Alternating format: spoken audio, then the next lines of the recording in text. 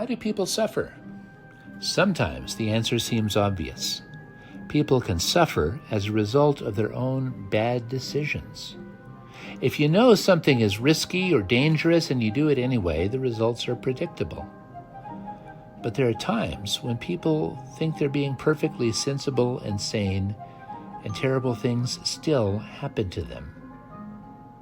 We call that unjust suffering, and it bothers us for a couple of reasons. It bothers us because it's suffering, and we don't like suffering, not experiencing it and not seeing others experience it. More than that, the unjust part really gets to us because we like to believe that life is fair and that there's some sort of reason behind suffering. If it's random, it just doesn't make sense, and human beings desperately want things to make sense. There's another powerful human impulse that comes alongside these things when we see suffering, and that is our impulse to be compassionate. Compassion is a Latin word. It comes from the stem com, which means with, and the word passion, which is a little more nuanced.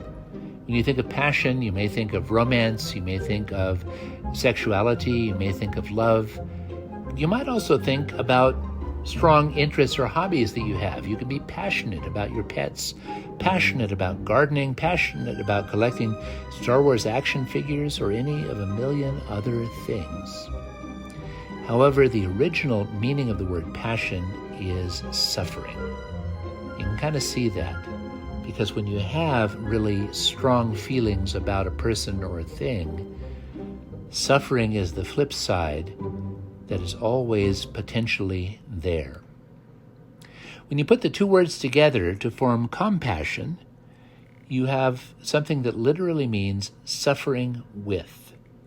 It's a word that implies that you care so much for others that when they suffer, you literally share their pain with them. A lot of the emotional power that the book of Job still has after so many centuries is that it taps into these two potent human needs, compassion and the need to know. Job suggests a number of answers to the problem of suffering, and in this, part 3 of our study, we're going to take a look at these answers one by one. How is it that the innocent suffer, especially if God is good and God is in charge? Well, the first thing a lot of people go with is pointing out that Satan is right there in the opening chapters of the book. God doesn't cause suffering. Satan causes suffering. That's kind of logical until you realize that the name Satan has a lot of baggage attached to it, and most of that baggage was written many centuries after the book of Job. If we clear away all the baggage, we find that Satan isn't really the prince of evil that we think of him as. In the book of Job, Satan is just one of many servants of God. Everything that happens to Job happens with God's permission, so it doesn't make sense to blame it on Satan. The second possible answer is that God sends suffering to test whether we're really faithful or not. This is the premise of the opening and closing chapters of Job. But we also discussed this in part 1 and came to the conclusion that it really doesn't make sense. God, who knows us inside and out, already knows if we're faithful and has no reason to test us. This seems to be the author making God act out of character in order to set up a story that he wants to tell. The third answer comes from Job's friends, and it's more challenging. Job's friends believe that the only reason somebody prospers is because God is rewarding them for being righteous, and the only reason someone suffers is because God is punishing them for being a sinner. With that logic firmly in mind, they tell Job that his suffering is his own fault. The friends are wrong, and God tells them they're wrong in the final speech from the whirlwind. God praises Job because even as angry and hurt and confused as Job was always honest. The friends, in trying to pretend they know all the answers, have proposed something that is both dishonest and hurtful. Sadly, that logic is still very much with us, and it causes a lot of harm in our world.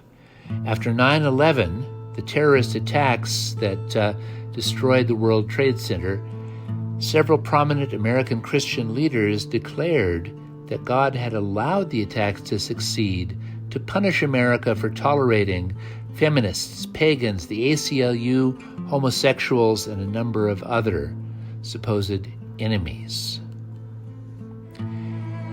In the year 2010, the island of Hispaniola was devastated by a 7.0 magnitude earthquake, which caused 250,000 deaths and incalculable suffering. Prominent Christian leaders said this was also an act of God's judgment, this time against the Haitian people because their ancestors staged a successful slave uprising against the French 200 years earlier. One of these evangelical leaders characterized the uprising as satanic. That sort of wisdom completely abandons the idea of compassion.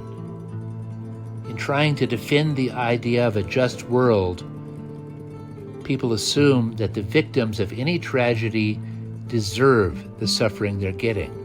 It's a ready-made excuse for those who don't want to help, don't even want to care. But God, in the book of Job, rejects this logic very forcefully. Instead of caring for their suffering friend, Eliphaz, Bildad, and Zophar have cruelly attacked Job, pretending to know an answer when they did not understand anything. God only forgives them after Job generously intercedes on their behalf. The next answer comes from another character in the book, Elihu. And his answer is a step up from that of the friends because he admits he doesn't know why God is causing Job to suffer, only that there is some mysterious purpose. Job should trust in that and stop complaining. There are a couple of points in Elihu's favor.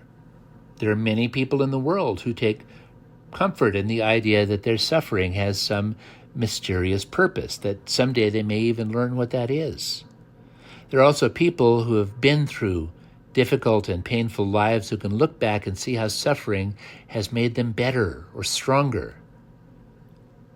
If you've had that experience, I think that perspective can be very helpful. However, I don't think it is ever a good thing to tell a suffering person.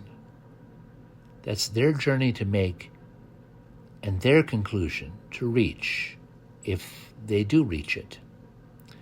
A well-meaning comforter trying to shortcut the process by telling them their suffering is for their own good is only trivializing what they're going through.